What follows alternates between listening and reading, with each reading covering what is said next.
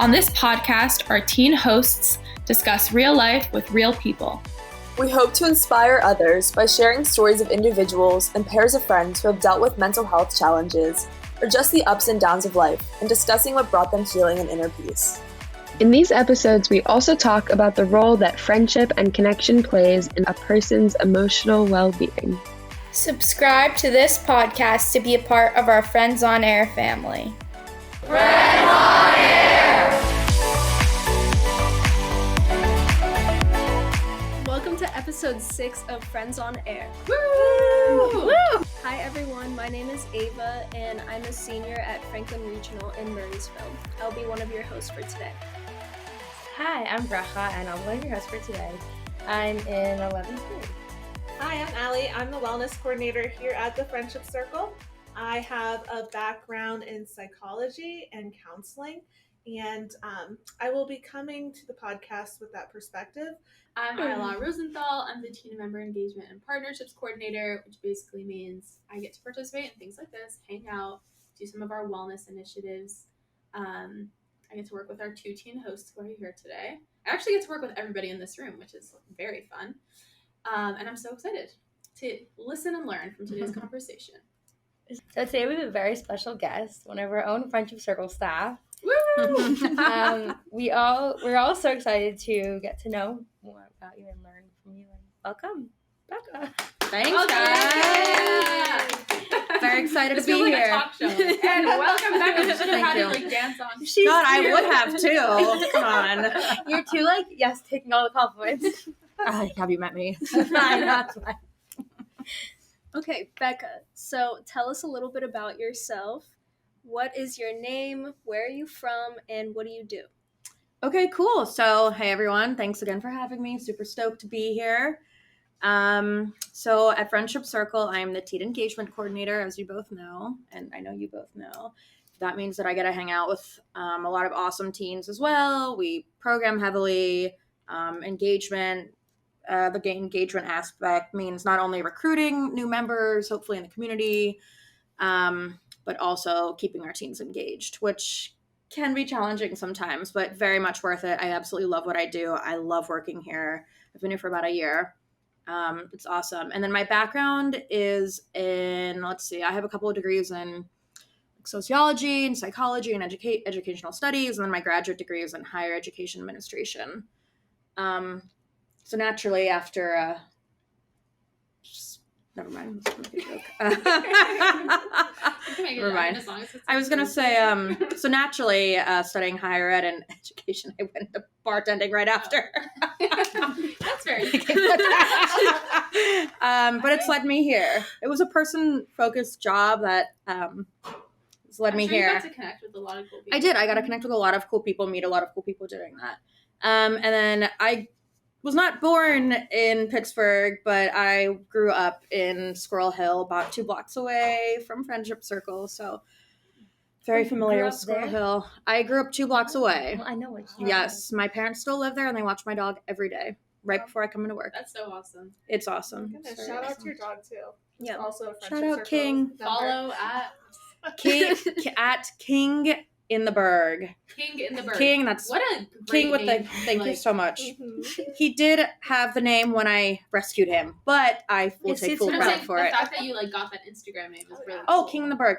Yeah, I know, right? I wanted to do King of the Berg or King in the Strip at first, but then I thought King of the Berg or King in the Berg would sound cooler. Yeah. So, and he was all around Pittsburgh, so yeah. I'm engaged. I mean, that's part of your job. That was a good name. Yeah, same. I'm also engaged. Okay. I just thought that now. Okay. So we have our fun, speed round. Oh I wait, think that's before that we question have next, right? almost. So, Becca, in one sentence, what are you here to talk about? I would say mental health and well-being, but in a more or less broad sense, mental illness, specifically ADHD. So yeah, which I will admit I've never really talked about ever, especially my adult life. So you should all feel really special. We're very honored. We're beyond honored. We're excited. This is Becca's debut. It really is. So yeah. No, but honestly, we really recognize that it's a vulnerable thing to do, and thank you. because we're excited. Let's see how I feel after. No, and I know that like ADHD is something that a lot of people can relate to. And so I think it'll be like very helpful. Even if you don't have useful. ADHD, you can still relate to it. Right. Definitely. To, like, some of the symptoms and stuff. Yeah. So I think it'll be really valuable. Okay. So we always do a fun little speed question. So we pick a question from the jar or a cup. So, today's question. Yeah, that's good. I was about to say, what are you most afraid of? Oh. Okay, so do it again. That is not a fun Also, question. Make sure you don't like talk loud. Okay, what was the question again? Oh, speak chowder. Okay, so we always do like a fun little speed question. So I'm gonna pick one from the jar. If you could travel anywhere in the world, where would you travel? Okay. Love it. Love that. Oh my god, that's a great question. I love it. Okay, so I've actually been really lucky to have traveled a lot in my life. I actually lived in Italy for a little bit. Wow. Yeah, it was amazing. I actually taught ESL to high schoolers over in Italy, which was just incredible. But then on the weekends, I could literally pick a country or pick a city in Europe to just kind of backpack into and travel to. So I did a lot of traveling kind of by myself, which was incredible. I think if I had to choose, I've never been to Greece. I would love to go. I know. I would love to go to Greece. Or maybe like Norway. Yeah, I've never been up there. My brother lived in Denmark for a little bit. Oh. I did not get the invite to go visit him. My parents did, which I heard was amazing. He was in Copenhagen. So I would say maybe like Norway or Denmark, maybe Amsterdam Yeah. or Greece. Wow. Somewhere in Europe. Lots of places on the list. Yeah. I love that question though. I do love traveling. It's like my favorite thing. So if you look at my Instagram, it's all travel pics. We can all answer. Should I go? Yeah. Honestly, I haven't traveled much, so anywhere would be cool. But I just wanted to go to Hawaii. It's just so random. It's literally in this country, but I don't know. But really, anywhere. That I'll take makes sense. Europe. I I'll would take wanna go to South Hawaii. America. I'll take She's anything. She's like, I'd go to Europe. Yeah. Yeah. I'll take anything. I love that. I'll even go back to Israel. Yeah, that's also good. Yeah. Same. I just don't want to go to Germany. I actually went. Oh. We had to stop over. I and like it was really Germany. scary. I actually really liked Germany. Yeah. We had to take a bus through the streets, and I was 11 years old, and I just remember being really scared Right. Fair. because You just have like bad impressions. yeah, I get that. yeah. I get that. If I could travel anywhere, I'd probably go to Italy. Yeah. And I'm going to Italy My over the sister's summer. going. My So- sister's going to Italy next week. I Wait, where can't in wait. Italy are you? We're taking the train through Italy. Nice. So multiple That is places. so Which exciting. is what my parents did That is like so cool. after they got married, and we're doing it again for my graduation. Awesome. And Were you I'm going with your stoked. family? You Yes. should It's be. so fun. You have to send us photos and videos. Oh, Like I spam will. us. Post Please on the spam friendship us. circle, I might everything. respond all angerly because I'm jealous, but no. No, That's really That is cool. so That's cool. fun. Thank you. Every part, the thing too about these countries, you know, like I love where we live. I love Pittsburgh, but you know, you travel 15 minutes out and you're kind of in the middle of nowhere. Yeah. The thing about Italy is even if you are in rural Italy or just driving through, it's all gorgeous. Yeah, You know, I believe it. I'm so excited for you. Me too. It's really cool. Speak any Italian? No. We can work But on I'm it. trying to learn Italian. I downloaded Duolingo to learn Oh Italian. my god, that's impressive. Thank That's you. Do you speak any I'm not Spanish? far though. I do speak Spanish. Then you'll be good. It's really the same. Exactly. Mhm. Yeah, it's really the same. Just a little different of the accent and just do this a lot. Right. The gestures. The gestures. That's really funny. That's awesome, Ava. That's really cool.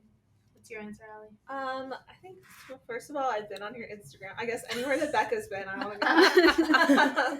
But I think Australia would be really cool. Ooh. Yeah, I love animals. There's so many animals. Haven't you been to Yeah. Australia? I haven't. No. You've been like everywhere else though. Yeah. I've been some places. But Just some. I would, okay, so recently my Instagram For You page, thanks to my sister, has been full of Northern Lights. Mm. I would just, Oh I've seen these guys, I wish I could like shout them out. They like chase, their whole job is literally like chasing the Northern Lights, and their videos are incredible. Just like, I like cry watching them, hearing their reactions. They're like crying in their videos, and I'm like, oh my god. So I think that I would like, I think Norway, you can see Northern You Lights, can. like Ireland, like Iceland those even, are, which is really My close. friend was in Iceland for a year. so cool. I Like actually, yeah. that I would be know on someone the who's top there of- now for a year.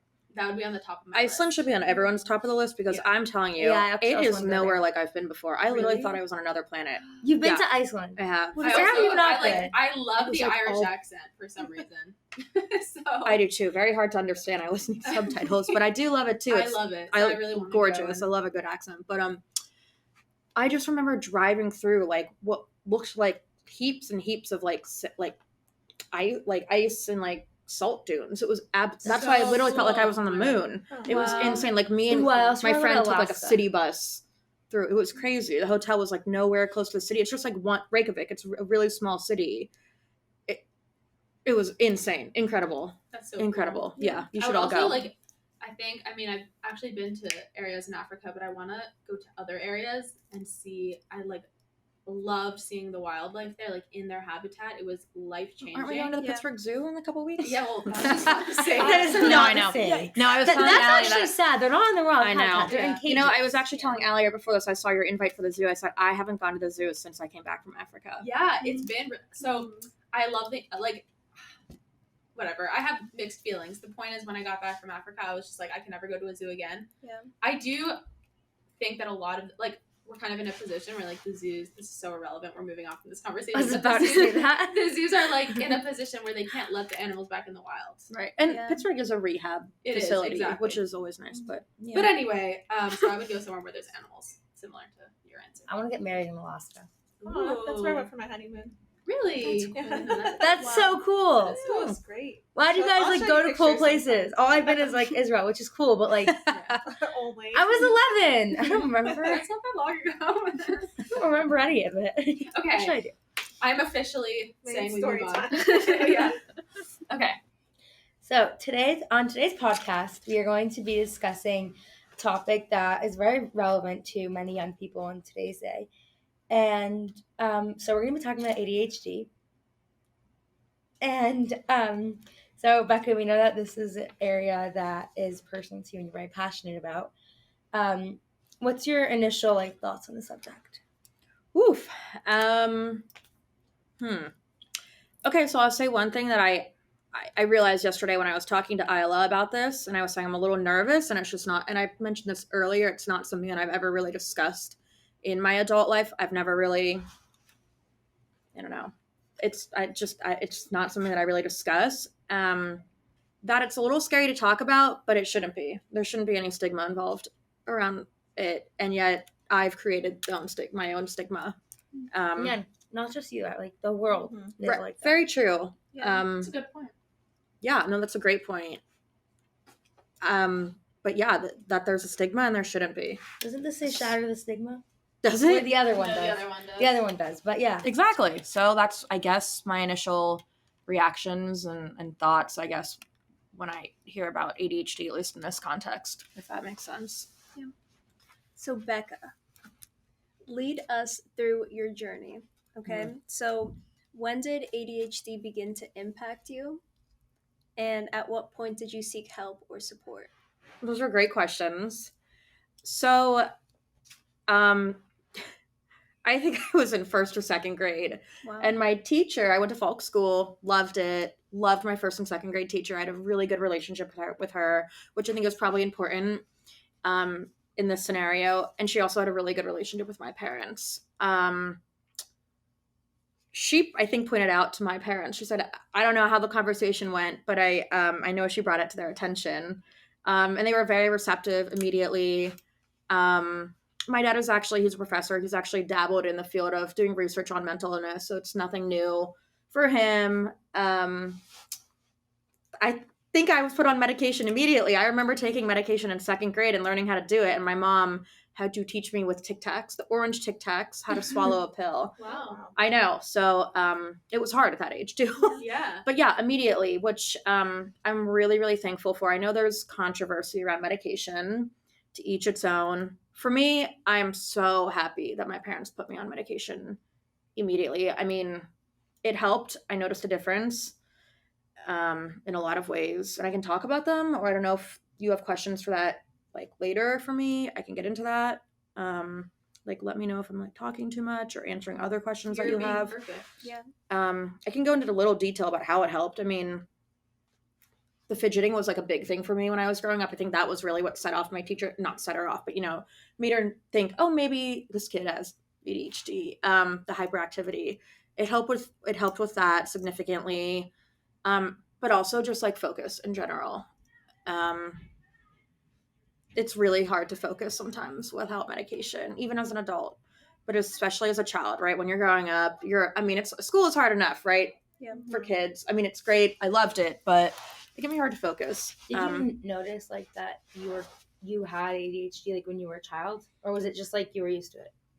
I don't think I ever noticed it. Like It was but just also, like a part of you. yeah, exactly. But like as I got older and understood it more, of course, I was like, oh, I sure do have ADHD. Like it was never like, do I have it? Was I misdiagnosed? And another thing that I should probably point out is that my parents never put a stigma on it at all. That's great. Yeah, I have a great family. A lot of my cousins have ADHD. Like everyone's very open about it, but it was very early on when this all happened, and I'm really thankful that my teacher felt comfortable enough to go to my parents. And I'm thankful that my parents were receptive. Yeah. I was also lucky in that regard because not everyone's parents are, and not all the teachers are, and really early on. And those orange Tic Tacs. And I was going to say, and I don't know if this is the same experience for everybody, but working in an outpatient therapy center, earlier in my career with adults, and then working as like a BSc with kids, I personally saw like a lot more like male identifying children who were diagnosed like around 3-4 years old than I did, female. That's typically people came in to see me when they were 17, 18, 20s, 30s. So I'm just like, I'm thinking how good it is that, you recognize this, or your teacher early on, and that you had such support. Yeah. No, that's a great point. And it was back in like 2000, like when this all happened, like when you guys were born, probably. Actually, you're probably born after 2000, weren't you? Yeah. Cut that out, please. Oh my God. I was born in 2001. Oh my God. This was in like year 2000, I think, when I was like 5 or 6, right? But I know I've heard that too. Like I've heard a lot of people, especially boys, being diagnosed when they're younger, and then maybe their parents or their teachers or someone in their life says, oh no, they just have a lot of energy, or like, and they don't, nothing happens. Like I even had a friend growing up. My parents actually went to his parents and said, oh, I think that your son, we were family friends, you might have ADHD. And they were not at all receptive to it until he got to high school. And it was him going to them being like, I'm really struggling with focus, schoolwork, so many things, right? And then he was medicated and it changed his life. But so some parents aren't receptive, which is okay, right? I mean, it's like not really if it's going to harm their child in ways. So I definitely have opinions on this as well. And I'm just going to say, like, I'm really glad that my parents were receptive to it, because I know not everyone is. And I'm really glad I was on medication growing up, for sure. I needed it. To have gotten through school, I needed it. School is hard. Yeah. Absolutely. Yeah. Mm-hmm. I think we probably will get more into it. I think so too. Further on. Yeah. Yeah. So how does your mental health and this diagnosis in particular affect your daily life? It's a great question too. So I think for me, and obviously ADHD and mental illness and anything really manifests in people differently, right? It's based on the individual. For me personally, I struggled with anger issues a lot growing up. Not like getting violent with anyone, never, but I remember when I was really young, I think I was just frustrated with schoolwork or something. Like again, and we can get into this later or now or whatever. School was really hard. It was hard for me to understand things and grasp things sometimes. And it would always take me longer to finish things. Always, always, always, which I will definitely talk about in a little bit or a little later, because that was a really sensitive topic for me. But that was a good answer. And like I really like that you hit on, the anger outburst. I think that's really important though, because a lot of people, I don't know how to put it exactly, but they only want to see the stereotypical or things that make sense. They don't want to look into the fact that impulsivity relates to anger outbursts, things like that, or that there's like a downside that people don't see all the time. Right. And maybe they don't want to handle that part of the struggles. So to say that totally is like one of my symptoms, that's exactly what we're here for. Yeah. So. No, yeah. But I remember what I was saying too. You reminded me, but, and you're so right. And you're like really hitting the nail on the head, and it's like really resonating with me. But like I remember I was probably in like 4th grade and I was just so frustrated with something and I didn't know how to properly release my anger back then as a child or just as like an individual. I just didn't have those outlets maybe or those like tactics. And I remember ripping a page out of a library book and immediately regretting it, right? Immediately being like, oh my God, why did I do that? And my mom made me write an apology note to the librarian and go and return it. And like, I think we probably paid for a new book or something, but just something like that, you know? And so interesting. What a good example too. It's hard to explain, but the anger issues were really a problem growing up. They're not so much a problem in my adult life. I also have healthier outlets, obviously, for them. Like I know, go play the piano if you're feeling stressed. And that was like my outlet in high school, playing the piano, just like for hours. Yeah. Like learning how to do the crossover, the Lady Gaga paparazzi crossover. I taught myself that. And that was just like my stress reliever, right? Now it's like hugging my dog or, you know, like. You should get a piano for your apartment. Yeah. Do you still like playing piano? Yeah, totally. I just don't do it often because I don't have one. But yeah, that was for me huge, like in high school when I realized that. But it was a big problem. Anger was it's hard to describe if you don't maybe have an anger issue or you don't know someone with it, but it's like, oh God, it's horrible. It just bubbles up inside of you. Yeah, I get it. And you literally feel like you're going to explode. And then when you do explode, you're ripping out a piece of paper from a library book. It's like when you explode, you get like punished or whatever for it. Yeah, yes, always felt horrible after. Yeah. As soon as I like released the anger, I always felt horrible. Because that's not how you'd normally act. Exactly. And like, I'm really happy that you're pointing that out and you're realizing that because you're actually kind of pointing things out to me too. And I'm realizing things too, which is nice to hear because I felt really bad growing up as a child. Like I would yell at my parents sometimes or my brother, you know, who was just breathing, you know, but if he was in my way and I was just really upset or annoyed, you know, but I will say in my adult life, it's not, you know, again, healthy outlets. And this is also reminding me of a conversation I was having with Bracha earlier or different day. Along these lines, also something Ava was saying here is like when it comes to all mental health challenges, especially in children, it's easy to feel like this is your fault and that you're bad for like having these feelings. Whatever, it connects to something else. Or that you feel like whatever, that it's all on you and the way that you're reacting in the world and the way that you're showing up to others is like, you know, a reflection of who you are. And I think what we try to destigmatize is that this is an illness and to a certain extent, like, and that doesn't mean that people need to be ashamed of that at all. But at the end of the day, like it is the ADHD kicking in inside of you that made you tear that book. Yeah. I don't think it's a reflection of your character. If it was a physical illness and somebody, or like, let's say somebody has a broken leg and they trip over somebody and that person gets hurt, obviously the person should say sorry, but it's not like the fault of the you know, they had that physical, physical need or disability and therefore fell, like, it's not really that person's, it doesn't reflect on that person's character. And I think it's the same way with mental health. Like, even if you struggle with depression and you show up somewhere where you're supposed to be happy maybe, but you're feeling sad, or you show up to a friend's house knowing that person needs to be cheered up, but you yourself are feeling sad, like, that's not a reflection of you being a bad friend. That's not a reflection of you being a bad person. Like, our mental health takes a toll. And I think it's important for all of us to recognize that within each other. Like, coming with like a non-judgment perspective of like, maybe Becca's like feeling triggered today or feeling angry, and like the way that she's reflecting that to other people is not really her fault.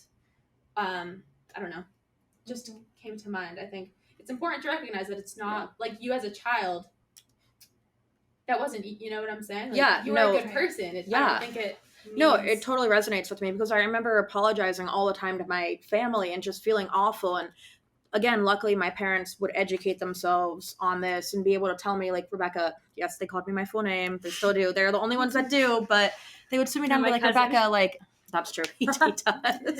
Her 9-year-old cousin always calls me my full name too. But just telling me, like, this is ADHD. It is part of your ADHD. And again, like, to go back to what I think you were saying, it's not a really well-known you know, part of ADHD, and like not everyone has anger issues with ADHD. I just happened to get a lot of them, especially when I was a child. And I guess I'm just like imagining myself in that situation, and I could imagine feeling terrible and feeling like so responsible. But really, it's not. It's really not your fault. You're like a child with a chemical imbalance or whatever it is, and like it's so funny you said that word, because my mom would explain that to me so much growing up, and it helped, but it's hard as a child to fully understand. Even when you're in high school, I think maybe until, I mean, even it's like, oh, there's something wrong with me. Like it's hard. It's hard when you're growing up. It's still hard, you know, but you know, for adults. Totally. You know, before we learned about our specific mental illnesses or diagnoses, and we didn't have that information, obviously, or we weren't treated for whatever was going on, you can carry a lot of guilt within yourself. But I kind of like to think of it like, once you figure out what that is and you start actively working on it, like from there on out, like, you know, you're taking control of that situation. And I don't know if this is the best, I kind of tell myself this, I don't know if it's the best analogy, but I said there's a difference between like excuses, like it's not an excuse, it's a reason. So and you kind of, in some ways, you have to let go of that guilt and that past from where you were before, because you didn't have the right information, you didn't have the right support. You were coming from a different place than where you are now. So I think there is some amount of responsibility though, and I don't. It's tough because I don't want to say the wrong thing or have people misinterpret this if they're like struggling. But once you know you're having that support in therapy and you're growing and you're learning, I absolutely do think, like you said, there's other coping skills. There's things we learn and we manage better. But to hold on to you know, the past when we didn't have those skills is not helpful. Agreed. True. Like once you get to a certain age, there isn't necessarily like this free pass forever. Like once you have the tools and you have the people in your life that can support you, like there is a certain amount of like accountability or responsibility to take. Just to yourself, honestly, because you deserve to like live a meaningful and fulfilling life. And it's not fun after a while. Like, it's good to know the reason. It's not fun to make excuses for yourself either, because hopefully you want to live the best and healthiest life possible with whatever's going on. Absolutely. Recently, so I will say that in my adult life, I would say after college, I think it was probably like around maybe my second year of grad school, where I started myself to like take control of my own medication, as in like choosing if I wanted to be on medication. Also because medication is challenging, right? To find the right one and one that works with you, it's challenging. And what worked for me when I was 5 or like 10 or 15 stopped working for me necessarily as an adult. And the medication that I was on and dabbled in actually was not working for me like as an adult at all. It actually like really changed my moods. It would be like miserable. There's also like certain medication that suppresses your appetite, which isn't great. But so like right now I haven't actually in my adult, like in the last year, I haven't been on medication. And I'll say that like, sometimes my focus, like I realize that I maybe talk a little too much in the office, and I'm really trying to work on that just because impulsivity, energy. Well, thank you so much for saying that. But that's something that I think about I love it. You know, like I think about that, and I think it's because I have ADHD. Like I go home and I'm like, oh, was I too distracting in the office? But also sometimes I realize that overthinking is probably another symptom of it. It could be. I think it probably is, right? Like my whole life, you know. But I will say, like I've noticed, like in my adult life, I know that I can't concentrate very well. It's off. In loud settings, right? So like in grad school and even in college, I knew like my boundaries. Like if someone was like, do you want to study together? I'd be like, I want to, but no, because we won't get anything done. So like that was a boundary that I had to recognize, because in high school, we're gonna make a reel out of that. I want to, but no. It's just true. It's so true, right? Like, so I've learned. I'll just send them that. What? You're like, if I really want to study, I need to do it by myself. Exactly. Or like here, I know that if I really need to hunker down and like concentrate for a couple of hours and like send out really important emails, or like I will take myself out of the cubes and come down here and work by myself. Or blast music in your ears. I don't mean to blast music. I just listen to my music really loud.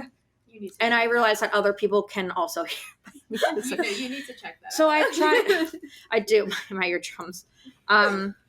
But yeah, no, there are like coping skills and ways that in my adult life I realize like what I need to do and what I need to do for me.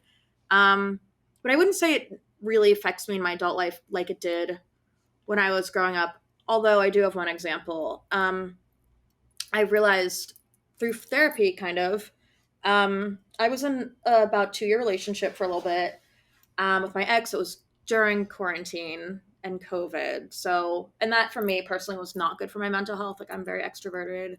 I like to talk to people. I like to meet people. It just like wasn't the best situation for me. And I became like a different human. And I would say that my like certain ADHD symptoms, my anger issues started coming out again. And just, Did you have your piano during quarantine? What? Did you have a piano during quarantine? I didn't. No, Oh. I didn't go see my parents at all.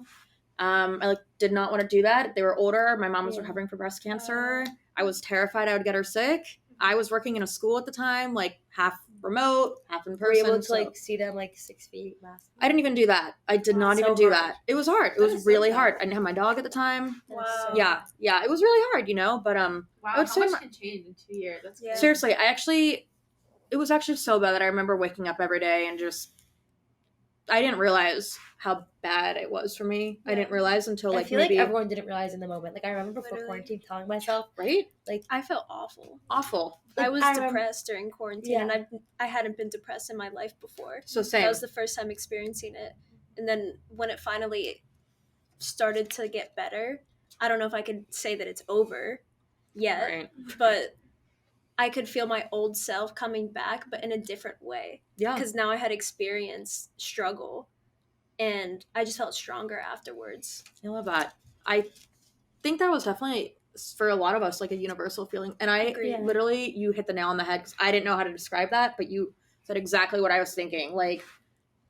I didn't even realize that I was so low until maybe 6 months after. Yeah, I remember it was the day before everything shut down. I was in New York by my cousins. Wow. And I remember hearing all the cousins were there. Everybody, another cousin's school was closed. It was everyone literally falling every second.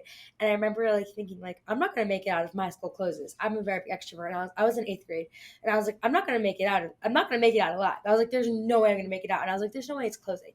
Of course, the next day it closed. And in the moment, I honestly don't know how I got through it. But in the moment, it wasn't as bad. Now looking back, I see it was terrible. Yeah. It was horrible. Yeah.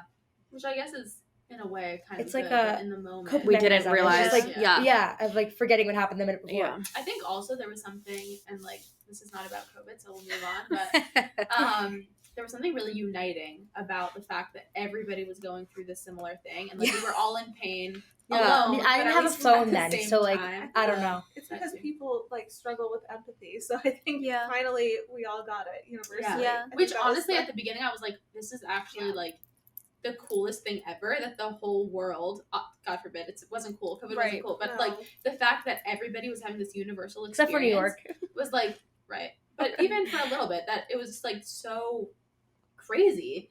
And then I guess afterwards we realized that was not fun. It's crazy how we live like that. Yeah, it's crazy how we live like that. Exactly 3 years ago when I started. Yeah. Well, this is a perfect segue it was. into our next. Actually, I forgot to say something, because I said it earlier about the therapy.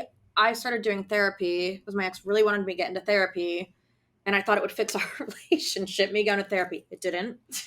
But I'm glad I did it, because even though I didn't totally vibe with my therapist, I did seek out people that could help. Was that your first time going to therapy? No, I went to a psychiatrist growing up. I feel like psychiatrists are very different. It definitely is different. Mm-hmm. In my adult life, it was my first therapist, yes.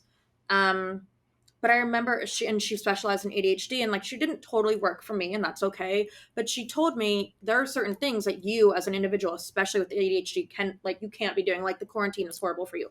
You only seeing and being with your ex at that time was horrible. I needed to get out, do things. She even was just going to, she just told me all these different coping mechanisms and ways to kind of alleviate certain ADHD, my anger issues were popping back up, right? And I think it's because I was literally in this horrible relationship, but felt trapped. And I didn't realize that was really a thing in my adult life until she pointed it out, you need movement, certain, and I'm glad she kind of opened my eyes to kind of adult ADHD, because I think up until then it had really been trouble in school, extra time in school, the anger thing, focusing.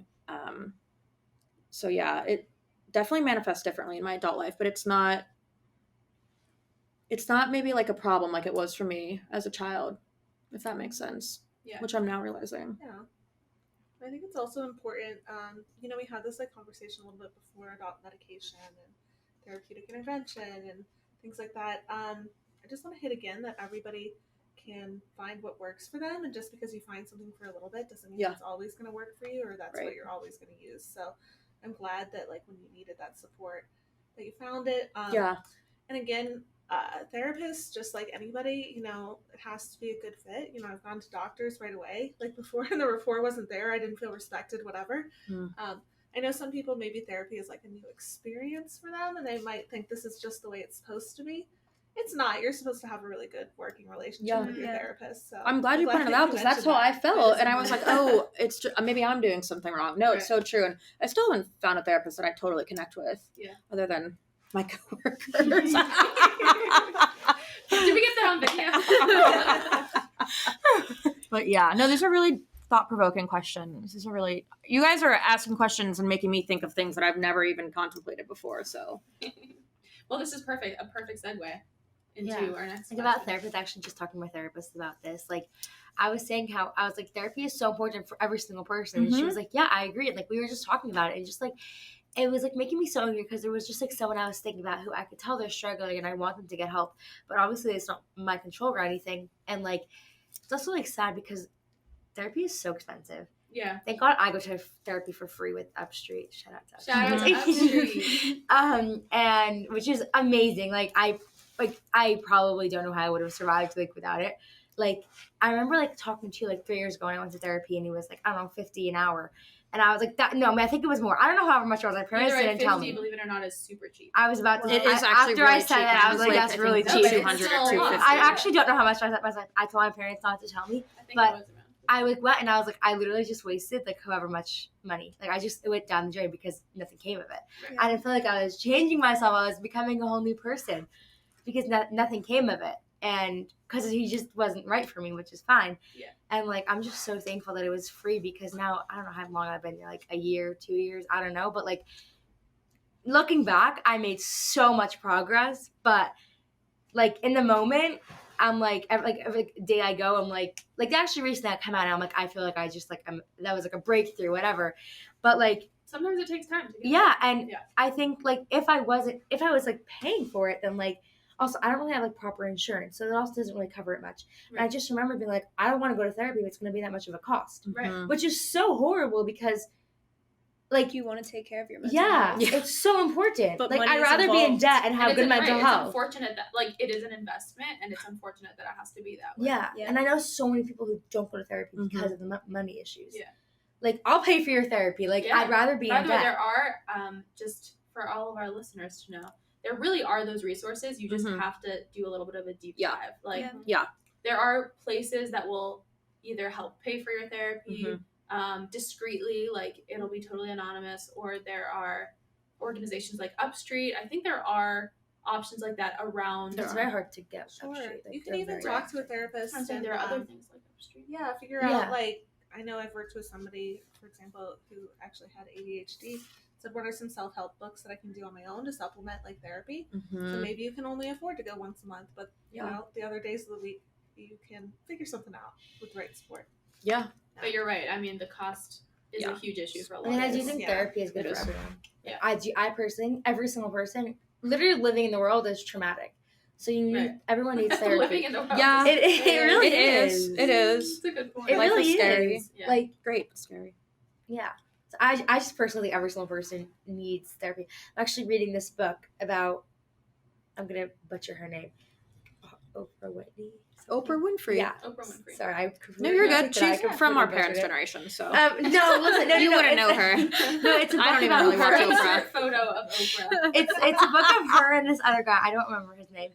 It's basically a whole book of them just speaking about trauma and like how they went through. And it is such a fascinating book. And I'm very into novels, so like I'm still in the middle of it, and I can just like read the whole thing like I could with other books because it's not like engaging really, but like it's something that fascinates me so much, and I'm so excited to like go up to college so I can actually like learn about this, which is something I don't know, I already have my whole career thought out. Right. But like it's just so fascinating. And like, it's just like, they explain how like, I'm like a chapter in 2 chapters, like trauma in the womb, even it could start, and like everything. Like, it's just like fascinating. And like, everybody's therapy.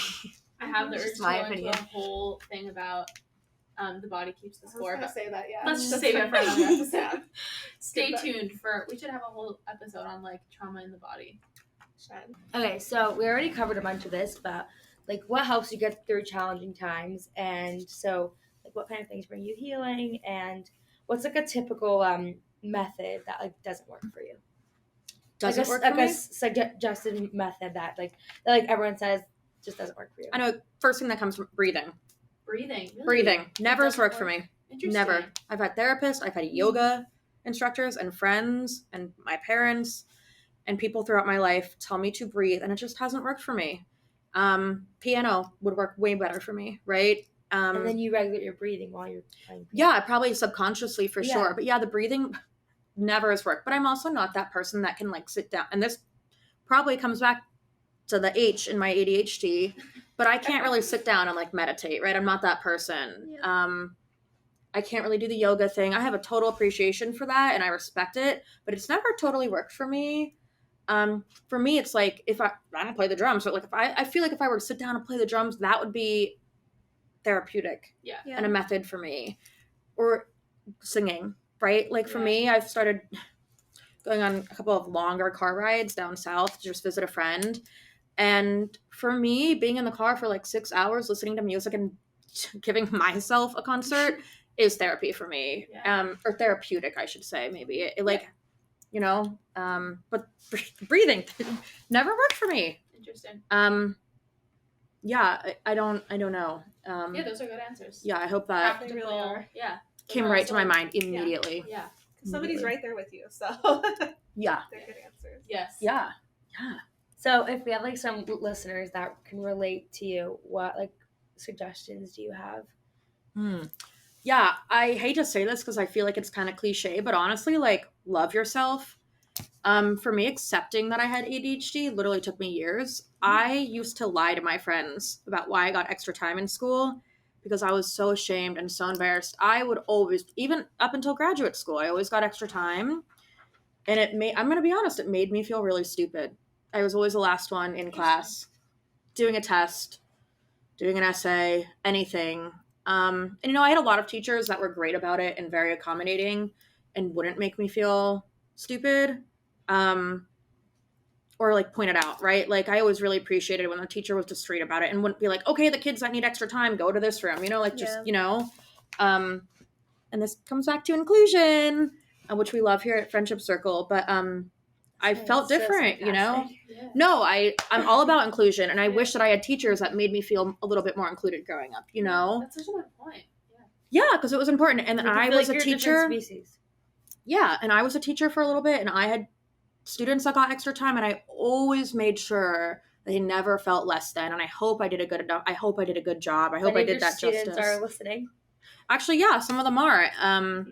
For sure, there are areas I could have worked on it. When I was a teacher, I was a sub, but I hope that I always made my students feel included and equal. But acceptance, like, again, I lied to my friends probably until college or even grad school. Like, I remember telling them I have dyslexia.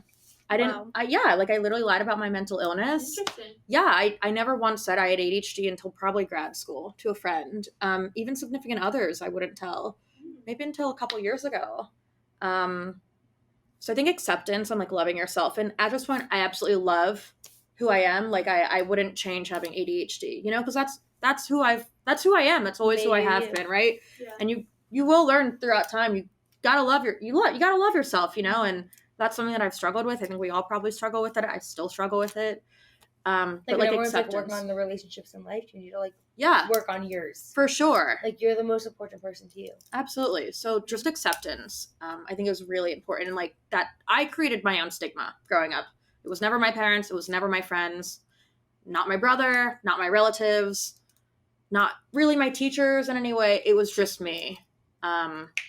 And I wish that I had accepted my ADHD way earlier because I would have been so much more comfortable in my skin. Just telling people like who you are is so important. People like the real you. For sure.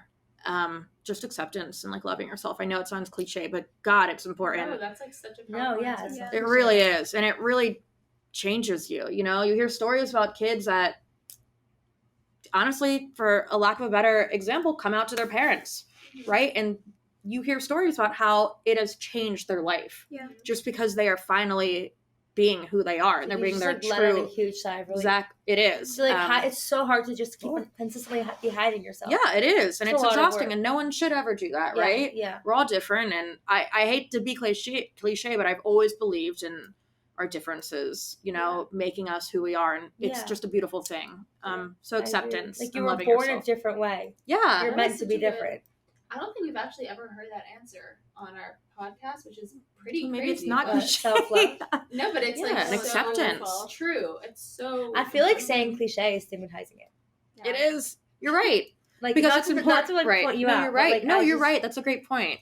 But I think what I'm saying is people say it, and sometimes maybe it doesn't mean so much. But it's like you're wanting to say it, but you're like, oh, it's cliche. But like, no, you should say it. Don't feel like well, cliche doesn't have to be bad. No, I know, but I'm saying like I hear what you're saying. Yeah. I think even as I'm about to be 29 in a couple months, I'm still learning every day to love myself and accept myself for who I am. And that's not to go to say that I'm ever have been fake or not my authentic self. I don't think I've struggled with that. But parts of myself I've definitely hidden. I think it's always a journey. Definitely a journey. And once you do start to say out loud or accept, like self-acceptance is key. Yeah. And once I accepted it, I was able to tell other people, you know. And God, I wish I did that years earlier. Yeah. You know, but I've also realized that I'm fortunate. Not everyone might have such an easy journey. Like, I'm fortunate. I know the community I come from, this one right here. I know the parents I have, my brother, all of my extended family, my friends, the people that I surround myself with aren't ever people that would ever put me down for, you know, in any way. But again, that was my answer. That's awesome. Okay, Becca. Along with that, so you already said that you love playing piano and you love your dog, but can you share a favorite song or album, book, hobby, artwork, quote, anything that also helps you heal specifically? Well, I think everyone in this room can probably guess what I'm going to say and who I'm going to say. Isla definitely knows. She's smiling. Yeah, you guys all know. Like, you can, guess? Yeah, go for it. Harry Styles, anything. I was gonna say that. Yeah, of course. Look, I love my man Harry. He's listening. Good. Oh my God! Don't even get me started. Actually, he's not listening because he's probably asleep right now because he's in the Philippines. She knows. Of course, I know. Well, we're not live, but either way. Of course, I know. Oh, that's true. What's your favorite song by him? So it changes based on how I'm feeling. Okay. Right now. So what's your favorite? Right now, I would probably listen to, God, I mean, I prefer his older albums, like Fine Line and HS1, but there are a couple of bangers from this album, too. I mean, As It Was is phenomenal. Right now, I'd probably put on maybe, like, Carolina. Right. It's from, I think, his first album. But it's just more about, da-na-na-na-na-na. It's a fun song. But it changes based on my mood and what I need. If I'm needing like reassurance from him, right? Maybe I'll listen to Treat People with Kindness, right? He talks in the song about how he feels good in his skin and he does a little move when he performs it, you know. But for me, music is really important and a huge outlet for me. You'd be one of the fans that they could call up and then you could do I know. dance. Oh, I would do it right here too. First time at the end of this podcast, I'll give you all a performance. Wait, can you actually? Yeah, I literally live stream his performances. Have you ever been to any of his concerts? I don't want to talk about it. No, the answer is no, Bracha. Okay, so for your She's birthday, been to we'll bring all you of out. them. Actually, wait, has she? Online. Okay, so no, biggest have regret you been in my to any life. in person? No. Okay, so for your birthday, we can take you to one. I am literally going to spend like $2,000 on floor seats next time he's in Pittsburgh. Wow. But Wow. yeah, I'm going to go by Worth myself it. too. Worth it. Yeah. But to answer your question, music's big for me. And I think the music that I listen to it changes based on my mood and what I need. Like if I just need to like... Do you listen to anyone else? Yeah, if I need to like really just kind of... If I'm in a bad spot, I might honestly listen to like older music and like Guns N' Roses, right? Or like... I was going to ask about I mean, you know, I love my I think Nirvana, your Led music's a little loud. Zeppelin. I think Isla hears everything. No, she also plays some of it. I did. Something that I can really just lose myself in. We also did karaoke and she's fabulous. Becca can karaoke. It was a group That's effort. what it's called. It was a lot of fun. You have a lot of skills. I hope that answered. It definitely Okay. dairy. For me, music is a huge outlet. Is that why it's called that? too. What's an okie? I think we've kind of talked about that before, like, We can which is say not, Oogie I mean, like it's a becoming sound. more of a, like, known therapeutic outlet, but in general, like, 10 years ago, I don't know if people would have said, oh yeah, music is my therapy, and I could be totally wrong about that, but in traditional sense, I don't, people might talk about breathing or, like, literally going to therapy.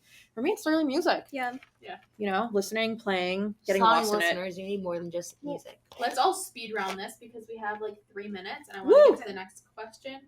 So let's all answer this quickly. What would your like go-to thing be for healing or just like joy? So my mom told me this whenever I'm struggling emotionally, the first thing that I need to do is to get myself into a better feeling place. And then I can answer the questions that I can't answer at the time. So that would be anything comforting to me. So like you said, like a comforting song, but specifically it would probably be like a movie that I really love. I love Devil Wears Prada. I love Burlesque. I love The Women. I love Rocky. That used to be one of my favorites. I remember one time like something really bad happened and the next morning I woke up early just so I could watch the Rocky movie to get motivated to do the next day. So, and it's because I know every single thing of it. Yeah. So it makes me feel like I'm back on track. I totally get that. Good answers. What about you? Yeah. Probably go to spend some time in nature, go to Frick Park, probably go steal her dog. Right. She meant to do that the other day. I recently hurt my foot a month ago, so I'm kind of excusing myself to not go. I used to go on these like hourly long. I would get home from school, drop my bag off, go straight on like an hour walk or something, and it was so healing for me. And I would like go and I write a lot, and I would just go and I was like in the middle of the forest, and if there were people there, I was like, get out, this is my forest. But I was nice to them too, don't worry. And like I would just like write and like listen to music while I walk and journal, and like I probably wrote the best things like while I'm in nature. Also while I'm like in bed crying, but whatever. And like I just love nature. Also, music is really helpful to me. And I really recently have not been journaling, but I really am trying to. And just like writing, like I write a lot on my phone and in a notebook and whatever. Like I really just love nature. It's just like something I really love about the world. I guess I don't know what I said there. And yeah, I like really need to get back into journaling. Yeah, those are all really good. I think a lot of that resonates with me as well. I think mine, and I get to answer this every month. So every month I get to come up with something different. Actually, like, I wouldn't say it brings me joy, but I do think that it brings me to a better place. Cleaning my room. Yeah. Because I can tell so easily when like my mind is in a lower place. All I have to do is look around, and I have stuff on the floor. I have, but it brings you joy afterwards. Basket. I know. So I'm saying it takes you like less than 15 minutes or 20 or whatever. And also I do it with like blasting music on and turn it into an activity. And then as soon as I can step back into that room, I'm like automatically in a better place. So I wouldn't necessarily say it's as fun as my past answers, but recently that's been something that I've like really been trying to like keep a hold of. Nice. Mine's not necessarily something like tangible, but it's been something that I normally struggle with a lot. So I have been getting more comfortable accepting help from people, and it's actually like it is a challenge. For example, like my sister-in-law came over, and normally I'll have like fruits and cheeses and drinks and everything ready for her. She like helped me put dishes in my dishwasher, like cut up some berries and like fruit for me for a snack, and I just like sat on the couch and I was like, thanks. Like, it's just like it's uncomfortable. Yes. So I think sometimes doing the things that are uncomfortable, it's really important. Yeah. Can I add one thing that I thought that actually might be helpful to relate this back to ADHD that you guys that like reminded me of it? In my adult life with ADHD, I've just also realized, and this is also a part of why I'm not medicated right now, is because I feel like I can handle it. Certain things when I was growing up were really hard, keeping my room clean. Also, you better control yourself because you're older. It's like, so true, and I've learned what I need, right? Yeah, because I know yourself. Diagnosed early. I've been struggling with this my whole entire life.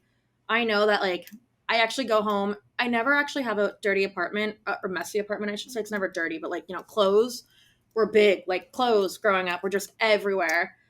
And I make sure that I literally will clean almost every day. My clothes are always hung up, even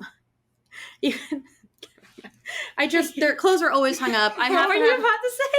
I was going to say sometimes even when I'm coming home from dinner late at night, like midnight or something, I will hang my clothes up because I know it's what I need to stay sane up here and healthy up here. And it's really important for my ADHD too as well. And also another thing that's huge with impulsivity that I really struggled with as a kid and even into my adult life is just being impulsive with my words. I would never say anything that I would really regret, but it's really important for me as an individual to take time to reflect. 10 years ago, if I was dating someone and we got in an argument, I might say something impulsive, just along the lines of like, oh, let's break up, something like that, right? Now I know that I need to take time to reflect and I come back to the situation maybe the next day. And you reminded me of that when you said I need to remove myself from the situation, because that's not something I learned until like how to do maybe until like the last couple of years. Yeah. This is with like work related and personal life. But with ADHD, it's really hard because I'm super impulsive. And that's a big part of ADHD, impulsivity. And I think for people who don't necessarily have ADHD, it's really important to hear that, because if you're surrounded by someone who does have that diagnosis and maybe they say something impulsive to you, to like have that perspective of like, okay, wait, they haven't thought this through yet. Like, let's not come back to this conversation tomorrow. Yeah. But I also wanted to point that out because if I was a teen still, I think if I was going through what maybe I'm trying to describe as what I went through as a teen, maybe that might be a little reassuring to hear that you do come up with mechanisms and ways to cope. And I really have, actually, now that I'm reflecting on it. These are things that I've never even thought about. But it's nice to kind of see that I've actually grown in those ways, just helping my own self. It's awesome. So that being said, how have friendships impacted your mental health journey? For me, friends and family and like interaction is everything. I mean, there's a reason why I work in engagement. And at Friendship Circle. Friendship Circle, really, literally. I need my friends and my family. And honestly, I need the people that I work with and like work for to be awesome. And luckily we do work in that environment. And I've created friendships here at Friendship Circle, which are like, it's really nice, but I need my friends. I need my people. Like I said earlier, COVID was not it for me personally. I really struggled. I became depressed for the first time in my life as well. I didn't even realize it until much later, until after I was out of it. Friends are everything. The people in your life are everything. For me personally, there's that like token question, like love or money. I choose the love, like from friends and family. I've never heard that question. Oh, because you're born after 2000, that's why. It's the third time you made that ever in an hour. I hear this like multiple Thank times. you, Allie. Guys, so. No, but I was friendship gonna stand up to me. For me, not to me. No, but friendship really is so important. I'm so lucky to have had friendships that have spanned it over 20 years. My best friends, I've known them for like 25 years. Amazing. It's amazing. It is. They're the people that I went to preschool with and folk school was K-8 with, and some of my high school friends I'm still in touch with. But friendship is everything. We're really lucky to be in this environment here that provides that and encourages that. So Awesome. Thank you, Becca, for being willing to contribute and share your experience. Thank you, guys. Today we talked about ADHD. We talked about coping mechanisms. We talked about COVID experience. We talked about lots of very, very important things. Therapy, medication. Harry Styles. Very important. We got it should be in every conversation ever. We hope that you will continue to grow with us as we share inspirational friendships and mental health stories and resources in our future episodes. If you'd like to hear more stories and episodes like this, subscribe to our podcast. Woo! Woo! Wishing you well, and thanks for being a part of our Friendship Circle family. Signing off from Friends on Air.